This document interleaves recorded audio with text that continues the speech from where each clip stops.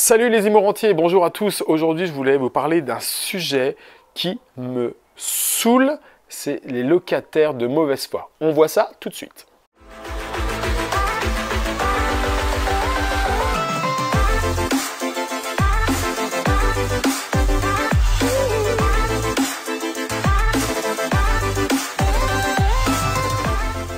Alors oui, des locataires de mauvaise foi, ça existe. Et là, je vais te prendre un cas. Cette locataire, au bout de 3 mois, me téléphone, donc on est à peu près au mois de décembre, et elle me dit, bah écoutez, il y a les fils électriques qui ont fondu dans votre maison.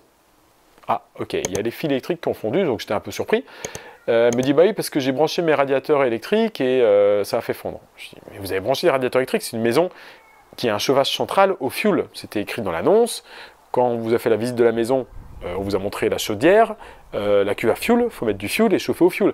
On dit oui, mais j'ai pas d'argent, donc j'ai pas pu mettre de fioul et je chauffe électrique. Donc ça faisait 3 mois qu'elle était dans la maison, elle ne me l'avait pas dit, qu'elle chauffait en rajoutant des radiateurs électriques, donc des radiateurs de 2000 watts, elle en a rajouté 3, plus une plaque de cuisson, alors que normalement c'est fait pas pour mettre une plaque électrique parce qu'il n'y a pas de ciseaux carrés, pour ceux qui connaissent. C'est pas prévu dans cette maison-là de mettre des plaques électriques, c'est prévu de mettre une gazinière bouteille de gaz. Et en fait, elle m'a mis une plaque électrique plus 3 radiateurs de 2000 watts plus 1500 watts. Donc elle m'a rajouté grosso modo 9 kW sur l'installation qui n'est absolument pas prévue pour ça. L'installation électrique, elle est correcte, il y a les disjoncteurs qu'il faut, mais elle n'est pas prévue, le tableau électrique n'est pas prévu pour supporter autant de kilowatts. Mais vu qu'elle n'avait pas d'argent pour faire rentrer du fioul, elle a mis ses radiateurs électriques. Elle m'a fait fondre les fils électriques. Ça a fondu dans le tableau électrique. Elle a appelé un électricien, elle m'a envoyé la note. Je lui ai dit, écoutez, mon installation électrique, elle est aux normes, sauf qu'elle n'est pas prévue pour supporter ça. Vous avez fait fondre mes câbles, donc vous allez les faire réparer à vos propres frais. En fait, elle n'a rien fait réparer, elle a fait venir un électricien qui a mis 2 wagots dans le tableau électrique. J'ai eu l'électricien au téléphone, il m'a dit que ça craignait rien, qu'il n'y avait pas eu plus de dégâts que ça avait un peu moins chauffé. Donc il a coupé le bout qui avait chauffé, il a remis des wagots et voilà, c'est bon. Bon, ceci dit, elle n'a toujours pas fait rentrer de fioul, là on est au mois de mars au moment de la vidéo, 2020, et elle chauffe toujours à l'électrique. Donc elle m'a fait fondre les câbles une fois, et là elle continue de chauffer à l'électrique. J'ai hâte que les beaux jours reviennent pour qu'elle puisse, j'espère, faire des économies, faire rentrer du fioul et chauffer la maison avec le chauffage central. Il y a des gros radiateurs en fonte, il y a largement de quoi chauffer. J'ai mis 25 cm de laine de verre dans tous les greniers. J'ai isolé tous les murs que je pouvais isoler. Il y a largement de quoi chauffer. Par contre, il faut débourser un petit peu d'argent, avoir un petit peu de trésorerie pour pouvoir chauffer au fioul. Et puis, elle veut que je lui mette un autre système de chauffage. Elle veut que j'installe un poêle à bois. Le problème, c'est que c'est une ancienne maison. Il n'y a pas une grande pièce. Il y a plusieurs pièces, en fait. Donc, si tu mets un poêle à bois, la chaleur ne va pas se répartir. Et ça ne va pas être efficace. Sinon, je l'aurais fait dès le début parce que j'avais bien pensé qu'un poêle à bois, vu que c'est dans une petite ville dans le nord-est de la France, c'est plus avantageux pour les locataires et donc pour les bailleurs. Mais les locataires vont rester plus longtemps si je leur mets un poêle à bois plutôt qu'un chauffage central au fioul. Sauf que ça ne va pas être efficace parce que la chaleur ne va pas se répartir. Donc elle m'a dit, mais si, ça va aller, tout ça. Mettez-moi un poêle à bois. Donc elle me demande de faire des frais dans ma maison, de changer le système de chauffage, alors que j'ai un système de chauffage qui est en place, qui fonctionne, qui était écrit dans l'annonce. Quand elle a visité, elle a vu que c'était au fioul. Elle m'a fait fondre mes câbles avec ses radiateurs électriques. Et maintenant, elle me demande de réinvestir 3 000 à 4 000 € pour changer le système de chauffage, alors qu'elle n'est même pas un jour de ses loyers. Tu vois un petit peu les décalages.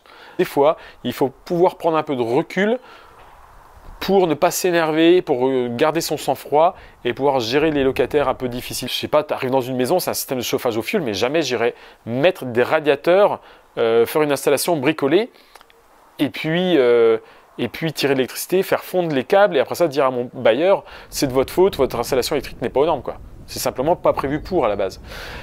Enfin voilà, donc tout ça pour vous dire que la vie est quand même belle, il ne faut pas s'en faire. Il y a des locataires qui sont de mauvaise foi, mais restons positifs dans la globalité. Les locataires avec lesquels tu travailles, ça se passe bien. Si tu leur donnes un produit de qualité, ils sont contents, ils vont en prendre soin. Et ça se passe bien et tes loyers vont être payés en temps et en heure. En fait, on n'est pas en guerre, on n'est pas en conflit avec les locataires, on a le même but. Moi, mon but, c'est que mon locataire soit bien, qu'il reste le plus longtemps possible. Si mon locataire reste 10 ans, je suis le plus heureux des hommes, parce que j'ai pas besoin de faire d'entrée et de sortie. S'il reste 10 ans, ça voudra dire qu'il a été bien.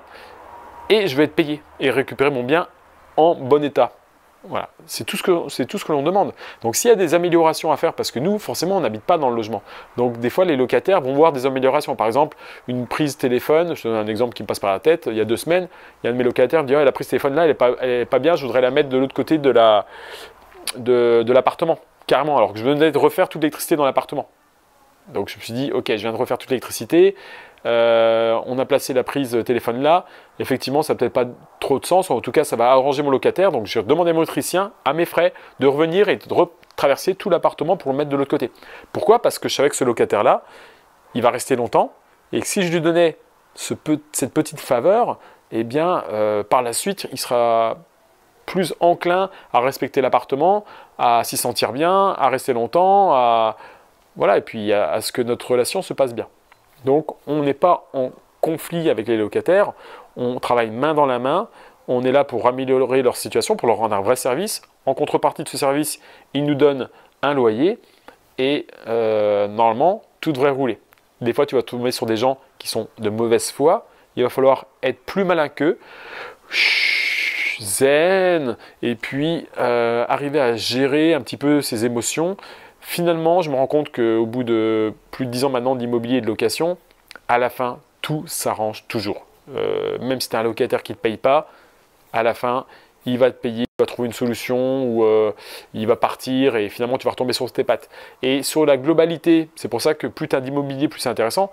Même si tu en as 1, 2, 3 qui ne te payent pas, quand tu as plusieurs dizaines d'appartements, tu ne vas pas le sentir. Que tu aies 5 000 € de cash flow à la place de 6 000, ok, ça va te faire 1 000 € de moins, ok, c'est du manque à gagner, mais tu arriveras à vivre. Ce n'est pas ça qui va changer ta vie.